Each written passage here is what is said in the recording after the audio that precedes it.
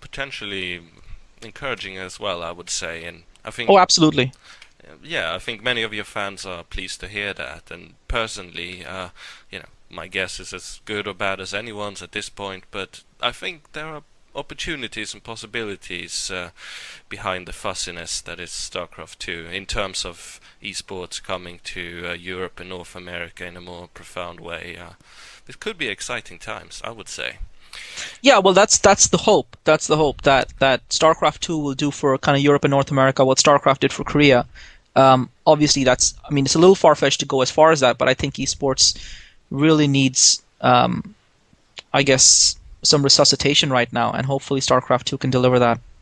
Yeah, I think if any company can cater to whatever needs to be done, I think Blizzard can provide the community and potential sponsors with the tools, and then we'll see throughout the years, I guess. But StarCraft aside, you are nowadays known to your fans as a novelist as well. Your book, Lesser Sins, is currently featured at the writers' community site autonomy.com, and where it, to my eyes at least, seems very well received. You seem to have gotten a lot of comments and appreciation for it. As this will undoubtedly interest many of your subscribers, can you tell us more about the writing process and how close you are to publishing? I'm nowhere close to publishing. I mean, I'm close to finishing it. But publishing is a whole other beast. I mean, for anyone who hasn't explored it, I mean, you think, sometimes you see books on the shelves and you go, "Oh, that book is crap. I can do much better than that."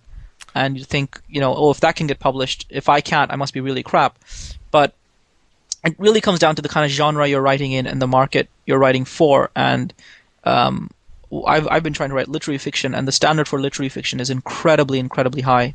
And it's very, very difficult to get a publisher to even look at your book, never mind publish it, for them to get them to actually read it. Which is why I was kind of very keen on getting some feedback from Autonomy. So I got the feedback from there. I've now been working on it. I'm close to finishing it. I'm hoping to have it finished in the next kind of week or so, and then I'm going to start sending it out again to agents and publishers and hope to get someone interested.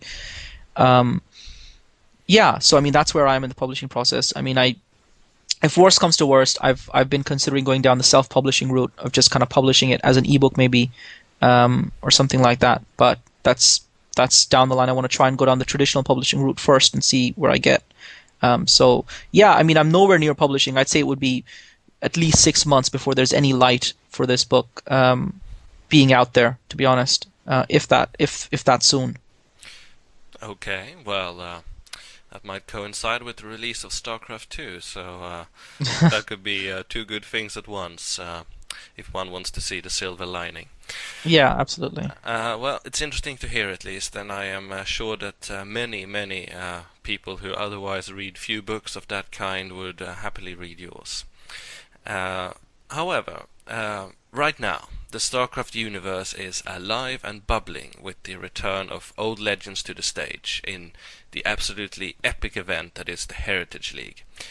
You have made already several commentaries of these everything but ordinary games, and well, anyone who hasn't already should definitely check out the match between Reach and Tosgirl, which you commentated with Collar on the Valtac account, and not only for the good quality of the game, I might say, but it's safe to say that this league certainly does contain the purest concentration of the most amazing of StarCraft ever, with the return of old Bon Jovas and legends. So my question to you, of course, would be, is this the stage where Xavier will hold true to his promise and destroy everyone in 2009? What do you think? Well, I don't know about destroying everyone in 2009. I mean, even watching the games in the E-Stars League, he's far off his game and far off what he can play, the level that he can play at. I don't think he's kind of reached back to that level of play. He kind of got close to it in, I think, last season's MSL, where he lost to 0 in the quarterfinals or in the round of 16 in a Zerg versus Zerg matchup. He was getting close to, well, not his best, but close to being very good again.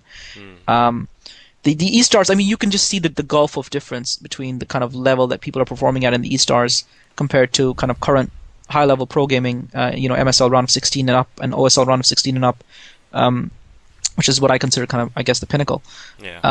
Yeah. So, yeah, there is, I mean, I think I I would be very surprised if Xavier didn't win the whole thing. I know the semifinals were played yesterday. I haven't watched them yet. I haven't commented them yet. And I won't tell you who was in the semifinals for fear of spoiling the results of some of the other games. But Xavier is in the semifinals, but I won't tell you anything, who else was in it. But I mean, Xavier was always going to be in it because he'd won all the games in his group anyway, and pretty much he was already in it before the last set of games was played, and so was Boxer. So I'm hoping for, So I'm hoping for a Boxer Xavier final. I think that would be kind of epic. I think Boxer is really the only player I've seen in the eStars League who's performing at a level right now that's capable of beating the level at which Xavier is performing, based on what I've seen. So otherwise, I expect him to win it, but I don't know if that really equals dominating 2009. But it would certainly be nice for him to kind of have another kind of crown to add to his. And I mean, there's a lot of money on the line as well. It's worth as much as an OSL win, and I think the prestige is there as well.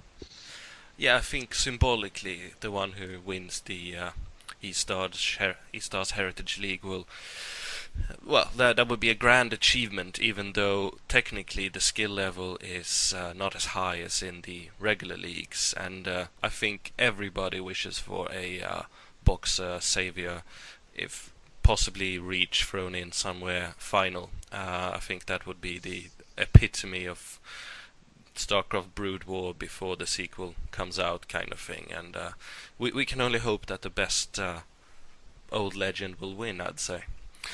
Yeah, I mean, in theory, it's supposed to be kind of, whoever wins this is the Bonjour of Bonjours.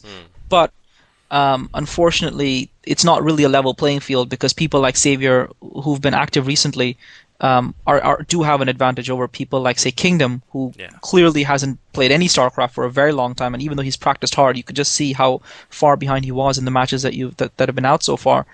But that's why I'm so much in awe of Boxer, because he is the first Bonjour. He's the first player to have brought attention to StarCraft. He's the original legend, and he's still there competing with the legends of today. And I think that just shows that among all of I think no matter what happens in the eStars tournament, who wins in the end, be it any of the players, I think it just shows that Boxer is a special talent amongst special talents, and that he's really one of a kind. And I don't think even though being a huge Xavier fan by myself, I don't think anyone can ever or will ever in the pro scene compare to what Boxer has been able to do.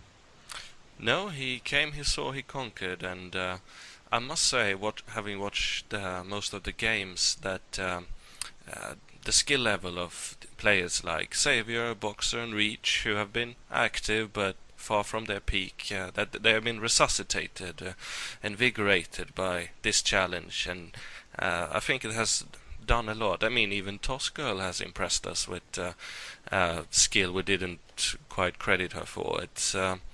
It's been a special event, and it bodes well for the final.